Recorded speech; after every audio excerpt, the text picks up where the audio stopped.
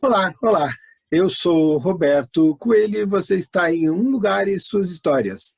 Vamos lá?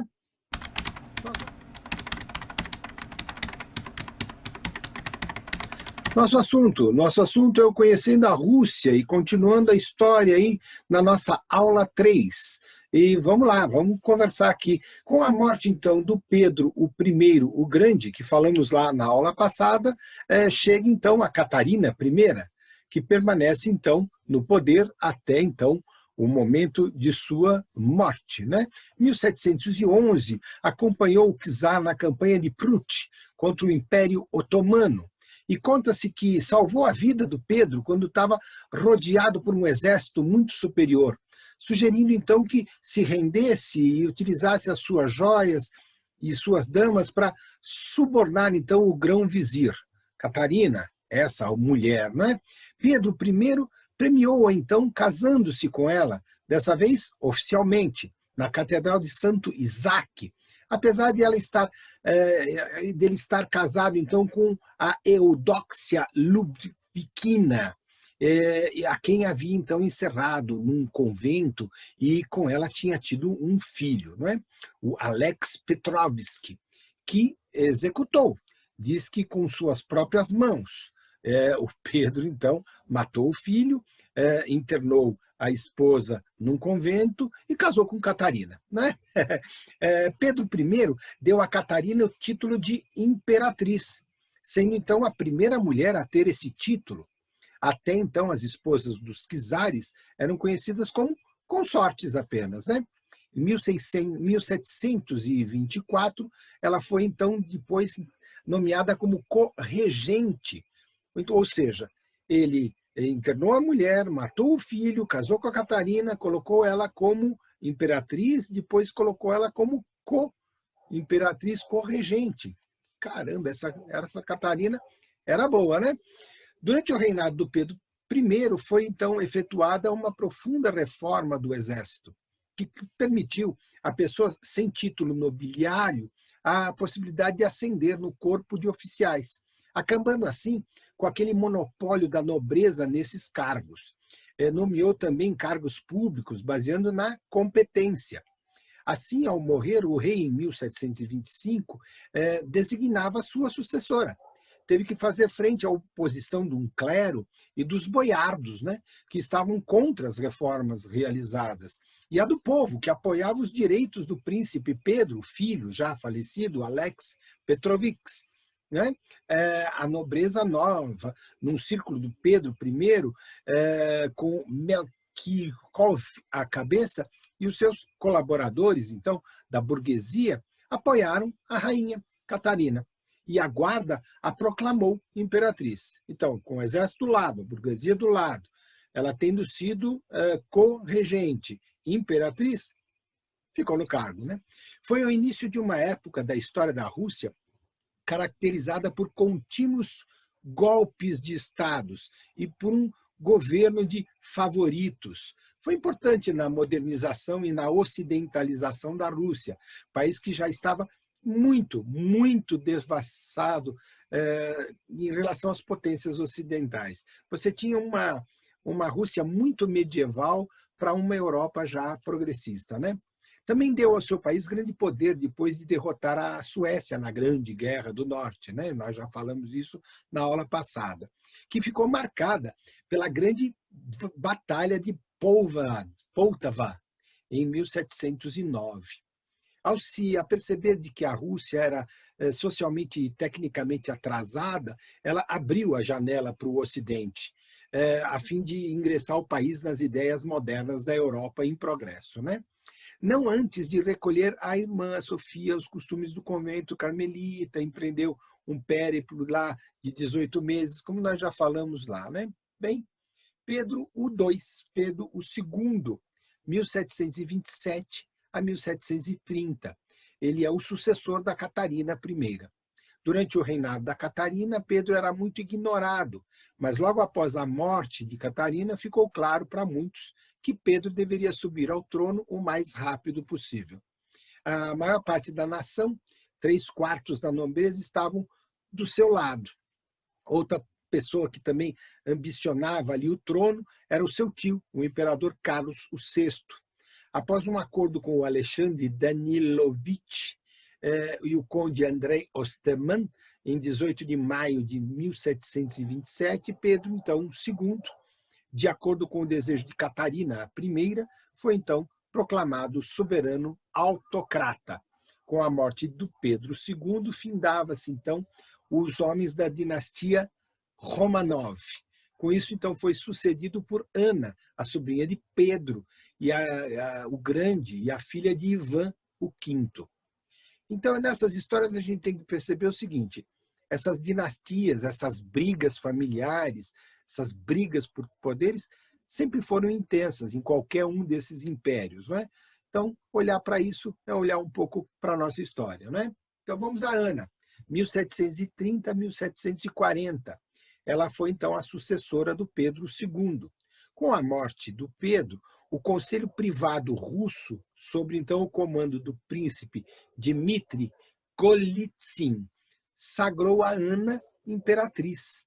O conselho acreditava que Ana seria grata aos nobres por terem feito a sua fortuna, acatando, então, as decisões vindas importantes deles, servindo, então, como um fantoche no trono, não é? Tentando estabelecer uma monarquia constitucional na Rússia, os nobres, então, convenceram a que ela assinasse vários papéis, limitando os poderes dela própria, né? Mesmo assim, essas limitações mostraram-se muito pouco eficazes, quando, então, a Ana estabeleceu-se como czarina e foi autoritária, usando a sua popularidade com as guardas imperiais e com a nobreza ali de segundo escalão. Ou seja, ela deu um golpe na possível golpe que queriam dar nela, né? Bem, com a morte de Ana, o Ivan VI sucedeu, então, o governo imperial russo, de 1740 a 1741, um aninho. Devido à sua pouca idade na época, o Ernest Johann von Biron, o duque de Curland, virou, então, um regente. Com a queda de Biron, a regência passou à sua mãe, embora tenha sido, então, o vice-chanceler, o Andrei Osterman, que nós já comentamos aqui, que conduziria, então, o governo. Bem, 4 reinos em 11 anos. Mortes, golpes, autoritarismos, e a gente chega, então, na Isabel, aqui, a filha do imperador Pedro I, a sua segunda esposa, a imperatriz Catarina I, tendo, então, subido ao trono em um golpe de Estado contra seu primo distante, o Ivan VI. Realizou numerosas reformas: abolição da pena de morte, estabelecimento do Senado, a criação de um Conselho Político Supremo naquele mesmo ano, a supressão das aduanas interiores, a fundação da Universidade de Moscou, então, em 1755. A Academia de Artes da Rússia, em 1757, e a reorganização do comércio interno. Olha quanta coisa essa Isabel fez, né? Isabel também ampliou os poderes da nobreza, restringidos pelo Pedro I, e que piorou, então, a situação do campesinato, né? Então, olha só, você tem aqui algumas coisas que são boas, outras que são ruins, a criação de uma universidade, mas a piora da situação do campesinato. Então, nós estamos aí num problema que pode gestar aí alguma coisa no futuro, como nós vamos ver. Na política externa, ampliou militarmente, né, e apoiou a Áustria na Guerra de Sucessão Austríaca. Durante a Guerra, então, dos 7 anos, integrou a coalizão entre Áustria, França, Saxônia, Suécia, Espanha contra o Frederico II da Prússia e os seus aliados. Então, a Grã-Bretanha, Portugal, Hannover. Olha só que bacana. É um ensaio daquilo que um dia vai ser a Primeira Guerra Mundial, né? Sua aliança com a Maria Teresa favoreceu a Áustria em sua disputa com a Prússia pela supremacia dos estados alemães, pela posse da Silésia. Sob seu comando, o poderio russo, então, infligiu pesadas perdas ao exército prussiano. Entretanto, sua morte, em 1762, mudaria completamente os rumos do conflito, levando o chamado milagre da Casa de Brandemburgo, não é? Isabel era a segunda filha do imperador Pedro o Grande e de Caterina da Rússia. Seus pais se casaram secretamente na Catedral Divina Trindade, em São Petersburgo. A cerimônia aconteceu em 1712. Como o casamento de seus pais não havia sido reconhecido publicamente, à época de seu nascimento, Isabel podia ser considerada, então, ilegítima por seus adversários políticos, para contestar, então, o seu direito ao trono. Mas foi proclamada czarina em 1711 e depois, de novo, czarina em 1721. Então, não há dúvida nenhuma, ela ficou como sendo a grande imperatriz russa, né? Vamos lá. Pedro o III foi o sucessor da Isabel, em 1761. Ele era neto do Pedro I, foi então obrigado a abdicar 6 meses após subir ao trono, devido a uma conspiração tramada pelo amante de sua esposa. Interessante. E quem sobe no lugar é Catarina, chamada então de Catarina a Grande. Foi imperatriz da Rússia em 1762 até sua morte. Ela nasceu como Sofia Frederica Augusta Arnsten-Zeppendorburg. Era uma filha mais velha de Cristiano Augusto, o príncipe de Alszeben, e sua esposa, Joana Isabel Rosenkortob. Né? Sofia se converteu para a Igreja Ortodoxa Russa e assumiu o nome de Catarina e se casou com o grão-duque Pedro, nascido príncipe de Oslátia Kortop, em 1745. Seu marido ascendeu ao trono russo em janeiro de 1762 como Pedro o III. E ela organizou um golpe de Estado que tirou do trono o marido. O Pedro morreu alguns dias depois, supostamente assassinado. Catarina, então, subiu ao poder, supostamente após uma conspiração que ela mesma elaborou para depor o marido, o czar Pedro o III. E o seu reinado foi o apogeu da nobreza russa. Pedro III, sob pressão da mesma nobreza, tinha já aumentado a autoridade dos grandes proprietários de terra e seus mujiques e os seus servos, né? Apesar desses deveres impostos nos nobres pelo primeiro modernizador, né, o czar Pedro I, e apesar das amizades de Catarina com intelectuais do iluminismo, então o Diderot, o Voltaire, o Montesquieu, a imperatriz não considerava prático melhorar as condições de vida dos seus súbditos como os pobres e continuavam no ostracismo, né? Então, as distinções entre os direitos dos camponeses nos estados desapareceram virtualmente na lei e na prática durante o seu reinado. Ou seja, ao mesmo tempo que ela engrandecia, ela menosprezava. Em 1785, Catarina conferiu à nobreza a Carta Régia da Nobreza, aumentando ainda mais os poderes dos senhores de terra. Nobres em cada distrito elegiam um marechal da nobreza, que falava em seu nome, sobre os problemas que afetavam, em especial, os problemas econômicos. Durante o seu reinado, Catarina ampliou as fronteiras do Império Russo para sul, para o Ocidente, absorvendo, então, a Nova Rússia, a Crimeia, a Ucrânia, a Bielorrússia, a Lituânia, a Curlândia, ao custo de maioritariamente 2 potências, o Império Otomano e as repúblicas de 2 nações. Ao todo, ela acrescentou mais alguma coisa em torno de 518 mil quilômetros ao território russo. Já era grande, ficou maior, né? O ministro de Negócios Estrangeiros de Catarina, o Nikita Panin, influenciou em muito o início do seu reinado. Um estadista astuto, né, dedicou muito esforço e milhões de rublos para conseguir o Acordo do Norte, Rússia, Prússia, Polônia, Suécia, para contrapor, então, a Liga Bourbon-Habsburgo.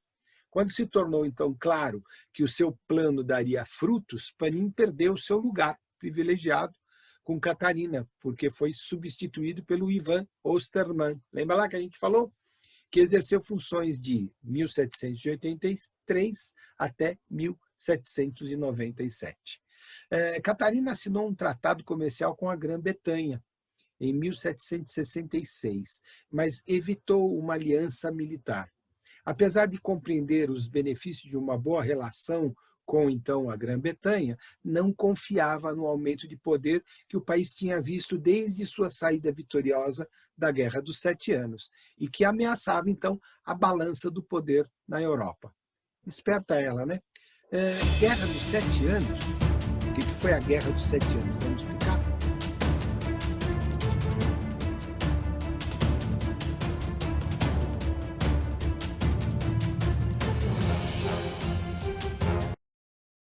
Sete Anos, vamos explicar?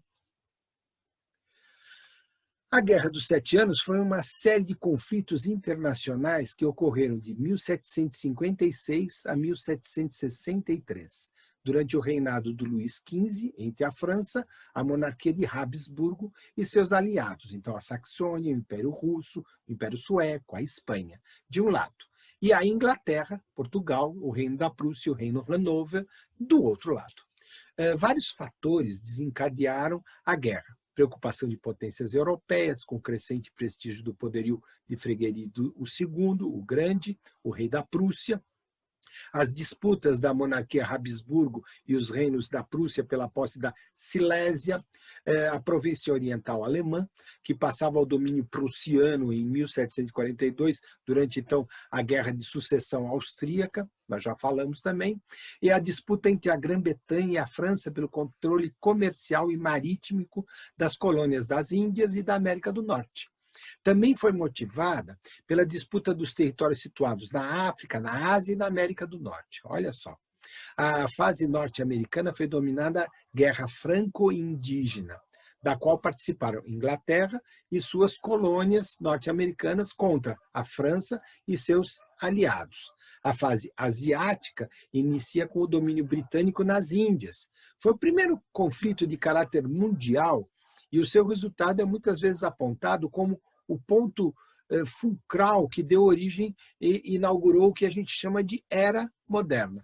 A guerra foi precedida por uma reformulação do sistema de alianças entre as principais potências europeias, chamada então de Revolução Diplomática, 1756, e se caracterizou pelas sucessivas derrotas francesas na Alemanha, no Canadá, queda de Quebec, Montreal e na Índia. O conflito terminou com a vitória da Grã-Bretanha e seus aliados. Vamos voltar?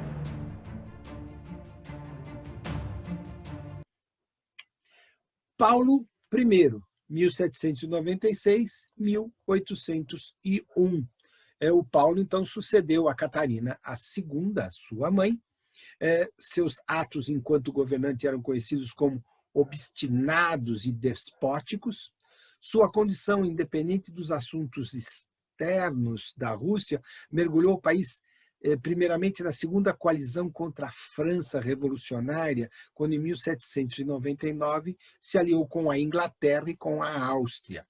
Em 1801, a neutralidade armada contra a Inglaterra, durante o período em que esteve no poder, o grande foi a insatisfação, incluindo os militares que estavam muito próximos dele no contato diário na tomada de decisões. Por fim, acabou morto numa conspiração planejada contra ele sob a liderança do general Benningsen, do qual podemos falar assim: ele deriva, acima de tudo, o mais de seu desejo de desfazer o trabalho de Catarina e de afirmar sua vontade mudando tudo, reformando tudo que ela estabelecera durante seu governo. Então, essa era a fala contra o Paulo I. Nos últimos anos de sua administração, foi cunhado de o imperador demente. Veja só, né? Dentre as suas principais medidas, podemos destacar, então, o direito à progenitura, a exclusão do direito de sucessão ao trono por parte de mulheres e caracterizou-se pois como extremamente despótico e extremamente machista. Pois é, essa é a história do Paulo. Nós estamos aqui falando da história do Império Russo, da história da Rússia. Uma história, seus lugares, um lugar e suas histórias. A gente volta aí para falar um pouco mais e seguir aqui nessa história sobre o Império Russo, sobre a Rússia moderna e até os dias de hoje. Vamos lá, vem para cá, vem aprender um pouquinho.